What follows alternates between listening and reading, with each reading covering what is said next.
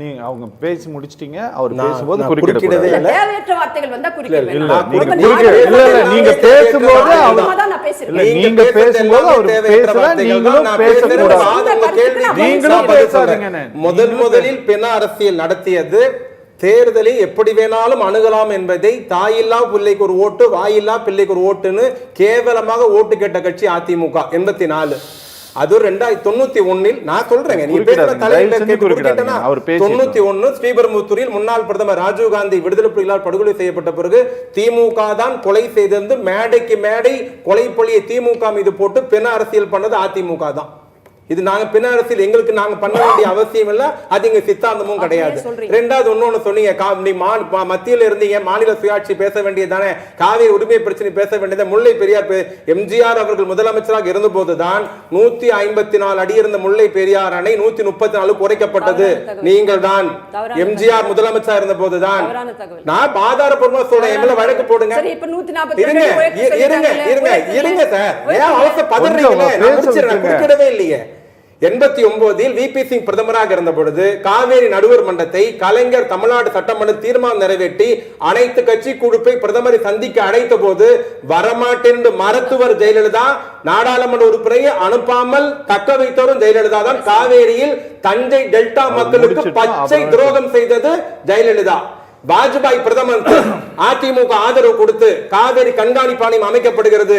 கலைஞர் முதலமைச்சர் 9 மணி நேரம் பேசி காவேரி கண்காணிப்பு ஆணையம் அமைக்கிறாங்க. அதிமுக ஆதரவு கொடுத்து வாஜ்பாய் பிரதமர் ஜெயலலிதா அறிக்கை விட்டார், இது பல்லாத ஆணையன்ட்டு. ஆதரவு கொடுத்தது யார்? அந்த ஆட்சிக்கு ஜெயலலிதா. கலைஞர் முதலமைச்சர், ஆணையம் அமைக்கப்பட்டது கண்காணிப்பு ஆணையம், அது பல்லில்லாத. காவேரி பிரச்சனையில் துவக்க இன்னொரு வெளிப்படையா சொல்லட்டுமா, வரலாறு தெரியாம பேசிட்டு இருக்காங்க. எம்ஜிஆர் முதல் முறை முதலமைச்சர் பொறுப்பேற்று தமிழ்நாடு சட்டமன்றத்தில் கவர்னர் உரைக்கு நன்றி தெரிவிக்கிற தீர்மானத்தில் எம்ஜிஆர் பேசுகிற பொழுது அவருடைய முதல் பதில் உரையில் முன்னாள் முதலமைச்சர் மறைந்த முதலமைச்சர் எம்ஜிஆர் பேசுகிற போது சொன்னார், காவேரி பிரச்சனையில் கடந்த கால திமுக அரசு, என் அருமை நண்பர் அரசு எந்த கொள்கையை பின்பற்றியதோ அதே கொள்கையை என்னுடைய அரசு பின்பற்றும். படிச்சு தெரிஞ்சுக்கங்க.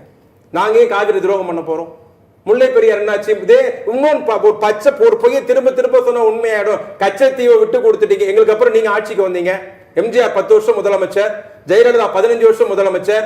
நீங்க ஆதரவு கொடுத்து வாஜ்பாய் பிரதமரா இருந்தார். நீங்க இப்ப 39 எம்பி ஆதரவு கொடுத்து ஜனாதிபதி ஓட்டு போட்டீங்க, துணை ஜனாதிபதி ஓட்டு போட்டீங்க. கச்சத்தீவு பேச வேண்டியது தானே? கச்சத்தீவு பட்டா யாருடைய ஆட்சியில் கை மாறிடுச்சு? யார் அப்போ கலெக்டர்? தமிழ்நாட்டுடைய மொத்த உரிமைகளும் ஒவ்வொரு கட்டத்திலும் விட்டு கொடுக்கிற போதெல்லாம் அதிமுக தான் ஆட்சியில் இருந்தது.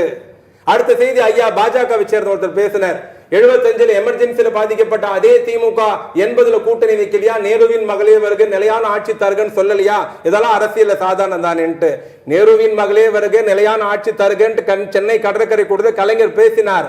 ஆனா அதே கடற்கரை கூட்டத்தில் நடந்த சம்பவங்களுக்கு எனக்கு தெரியாமல் நடந்து விட்டது, நான் வருத்தம் தெரிவிக்கிறேன் என்று இந்தியாவுடைய இரும்பு மங்கை கலைஞரை உட்கார வைத்துட்டு பேசினார். இது வரலாறு. ஆனால் பாஜக அதிமுக கூட்டணி சேர்ந்திருக்கிறது. மதுரை மாநாட்டில் பெரியாரி அண்ணாவை நாங்கள் தெரியாமல் இழிவுபடுத்தி விட்டு அவங்க மன்னிப்பு கேட்டாங்களா? சிட்டி பாபு, சென்னை மாநகரத்தினுடைய மேயரா இருந்த சிட்டி பாபு அவருக்கு அடிச்சு கொல்லப்பட்டாரு. அவருக்கு என்ன நீதி? அதுதாங்க சொல்றோம். நான் தான் 10 கோடி சொன்னேன். 75 நடந்த சம்பவத்துக்கு 80 கூட்டணி சேர்ந்து சென்னை கடற்கரை கூட்டத்தில் முன்னாள் பிரதமர் இது என்னுடைய கவனத்துக்கு வராமல் நடைபெற்ற தவறு, நான் வருத்தம் தெரிவிக்கிறேன். அந்த அரசியல் பாஜக சார், இந்த கடந்த கால கதைகளை தாண்டி இதெல்லாம் இன்னைக்கு நடந்த இந்த ஒரு சம்பவத்தை வச்சு ஒரு இளம் தலைமுறையினுடைய வாக்குகளை நாங்க வந்தா இதை செய்வோம் அப்படிங்கிற நம்பிக்கையை நாங்க கொடுக்கிறோம். அந்த நம்பிக்கை அடைந்தவர்கள், நம்பிக்கை இருப்பவர்கள் எங்களுக்கு பின்னால் எங்களுடைய தலைவர் போற இடத்துக்கு கொடியை தூக்கிட்டு வராங்கன்னு சொல்றாங்கல்ல. இவங்க நேதாஜா 2-3 கொடி இருந்தது, இன்னைக்கு பாருங்க நூற்றுக்கணக்கான கொடி இருந்ததுன்னு சொல்லிட்டு அப்படி நம்பிக்கை கொடுத்துருக்கா அதிமுக? அதிமுக முதலில் அவங்க தொண்டருக்கு நம்பிக்கை தரணும். அதிமுக முதலில் செங்கோட்டையனுக்கு நம்பிக்கை தரணும். அதிமுக முதலில் அதிமுக தலைமை அவங்க தொண்டர்களை தக்க வைத்துக் கொள்ளணும். நீங்க பேசுறதா உண்மை, நாம சொன்னது மட்டும் தான் போய். ஒரு முரசொலி மட்டும் படிச்சிட்டு இருந்தா இப்படிதான் இல்ல, பேசுவாங்க. நான் நீங்க துக்ளக் படிக்கிறீங்க, நான் முரசொலி படிக்கிறேன், அவ்வளவுதான் வித்தியாசம். இல்ல நாளிதழ் படிக்கிற பழக்கமே இல்ல, இல்லையா? இல்ல, நீங்க துக்ளக் படிக்கிறீங்க, நான் வந்து முரசொலி படிக்கிறேன். ஏதோ கச்சத்தீவை நாங்க மீட்கலையா? தூக்கி கொடுத்துட்டு அன்னைக்கு கேஸ் போட்டு வச்சதே அம்மா வந்து பின்னாடி தான். கச்சத்தீவை நான் வந்து அசெம்பிளிலே எம்ஜிஆர் வந்து என்ன பண்ணாருங்க? கொடுத்த 3 வருஷம் எம்ஜிஆர் வந்தாரு. சத்தியவாணி முத்துவ மத்திய அமைச்சர் ஆக்குனீங்களே. முரளி தேசாய் ஆட்சியில பங்கெடுத்தீங்களே. நாகரிகமா ஏன் பதற்றோம்? நீங்க மத்தியில இருந்தீங்கன்ற வாஜ்பாய் அரசை ஏன் கவிழ்த்தீங்க? வாஜ்பாய் அரசை ஏன் கவிழ்த்தீங்க? அத சொல்லுங்க. 4 வருஷம் 13 மாசம் இருந்த வாஜ்பாய் அரசாங்கத்தை ஏன் கவிழ்த்தீங்க? 5 வருஷம் முழுசா ஆட்சியில இருந்தீங்களே. முரசொலி அரசு செலவுல பண்ண என்ன பண்ணீங்கன்னு சொல்ல முடியுமா?